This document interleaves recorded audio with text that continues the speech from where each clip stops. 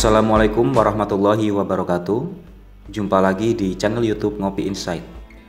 Pada video kali ini, saya akan memberikan informasi yaitu terkait dengan bantuan PIP yang akan diusulkan lagi pada tahun 2023, serta panduan atau tata cara untuk mendaftar dan mendapatkan bantuan PIP yaitu pada tahun 2023.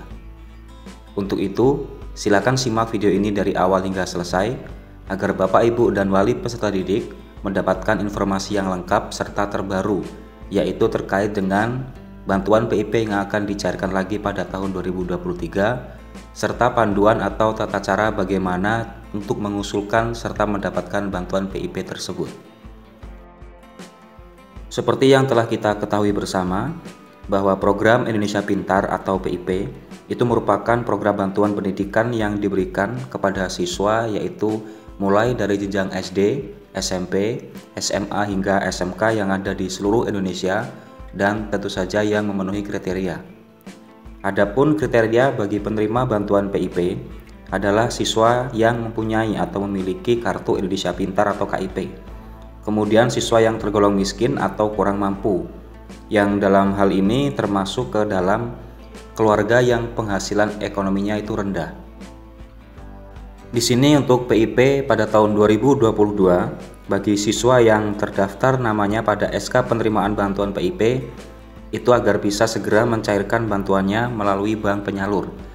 Untuk jenjang SD SMP itu adalah Bank BRI, kemudian jenjang SMA ataupun SMK adalah Bank BNI. Nah, lalu bagaimana dengan siswa yang belum pernah mendapatkan bantuan PIP?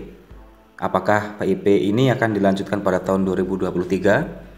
Simak informasinya secara lengkap berikut ini.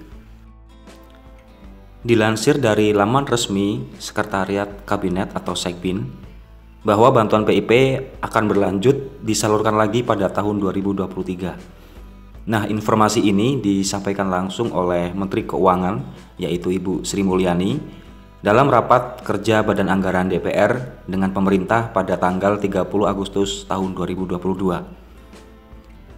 Sementara itu, melansir dari laman website Puslapdik Kemdikbud, siswa yang sudah pernah mendapatkan bantuan PIP itu masih memiliki kesempatan untuk dapat bantuan PIP lagi pada tahun 2023. Dan juga untuk siswa yang pada tahun 2022 itu belum mendapatkan bantuan PIP akan memiliki kesempatan atau peluang yang sama, yaitu bisa mendapatkan bantuan PIP pada tahun 2023.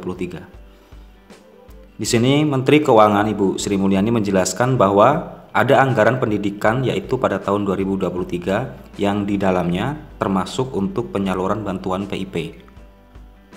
Anggaran pendidikan tahun 2023 yaitu sebesar Rp 608,3 triliun menggambarkan 20% komitmen tetap dijaga, ungkap Ibu Sri Mulyani selaku Menteri Keuangan, dikutip dari setkap.go.id pada tanggal 12 November tahun 2022. Berdasarkan keterangan dari Ibu Menteri Keuangan yaitu Ibu Sri Mulyani, pada tahun 2023 pemerintah pusat akan mengalokasikan yaitu Rp 233,9 triliun terutama untuk program Indonesia Pintar itu diberikan kepada siswa sebanyak 20,1 juta siswa, yaitu dari jenjang SD, SMP, SMA ataupun SMK. Kemudian untuk kartu Indonesia Pintar Kuliah atau KIP Kuliah yaitu sebesar 976,8 ribu mahasiswa. Nah, lalu bagaimana cara untuk mendaftar? Tentu saja di sini tujuannya agar mendapatkan bantuan PIP pada tahun 2023. Mari kita lihat langkah-langkah untuk mendaftar atau mendapatkan bantuan PIP tahun 2023 berikut ini. Dilansir dari laman Puslapdik Kemdikbud, yaitu ada dua kategori siswa yang bisa mendapatkan bantuan PIP. Yang pertama, terdaftar pada Data Terpadu Kesejahteraan Sosial atau DTKS Kementerian Sosial dan ditandai layak PIP di dalam aplikasi data pokok pendidikan atau Dapodik yang ada di sekolah. Bagi siswa yang tidak terdaftar di dalam DTKS, dapat mengajukan diri melalui musyawarah desa atau kelurahan atau berkoordinasi dengan dinas sosial setempat ya. Kemudian yang kedua, sekolah menandai status layak PIP di Dapodik. Nah, kemudian Dinas Pendidikan dan pemangku kepentingan itu mengusulkan kepada Puslagdik berdasarkan data layak PIP tersebut. Jadi alurnya di sini pokok utamanya yaitu untuk usulan PIP ada pada sekolah ya. Jadi siswa menyetorkan berkas, kemudian oleh sekolah melalui aplikasi Dapodik ditandai sebagai siswa yang layak untuk menerima bantuan PIP. Dari aplikasi tersebut akan dikirimkan ke Dinas Pendidikan, kemudian oleh Dinas Pendidikan akan dilanjutkan yaitu kepada Puslabdik. Tentu saja di sini yang diambil adalah data yang sudah ditandai oleh sekolah sebagai siswa yang layak untuk menerima bantuan PIP. Nah, selain tadi sudah dijelaskan yaitu kriteria siswa yang bisa menerima bantuan PIP, di sini juga akan dijelaskan yaitu alur atau mekanisme tata cara proses pengusulan hingga pencairan bantuan PIP mulai dari sekolah sampai dengan pusat, kemudian oleh pusat ditandai atau dibuatkan SK untuk dibagikan lagi ke sekolah yang di situ dilampiri data siswa penerima bantuan PIP. Mari kita lihat seperti apa alur untuk pengusulan hingga pencairan bantuan program Indonesia Pintar.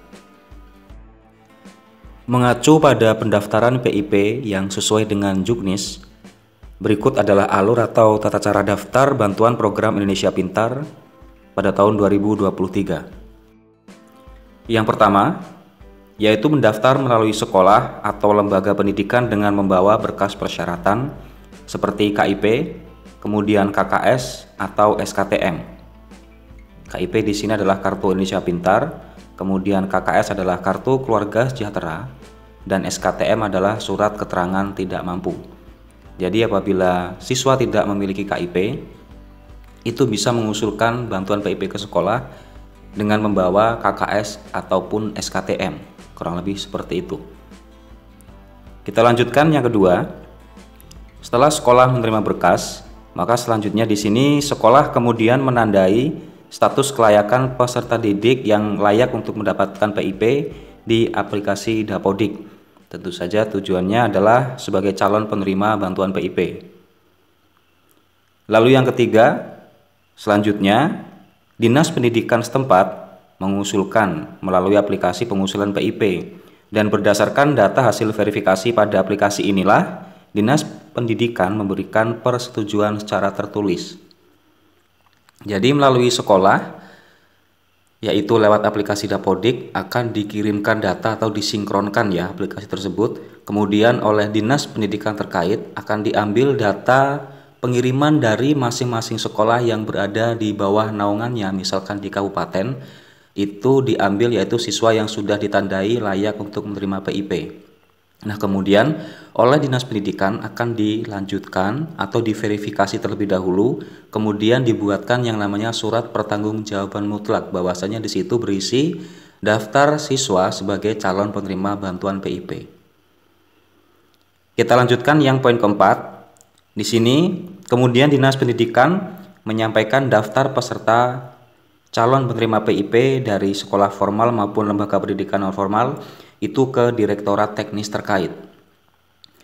Kemudian yang kelima, data ini merupakan data usulan siswa calon penerima PIP dari tingkat sekolah ke Direktorat Teknis ya. Nah, kemudian data tersebut akan diverifikasi oleh kementerian terkait. Setelah itu akan diterbitkan yang namanya surat keputusan ataupun SK penetapan penerima bantuan PIP.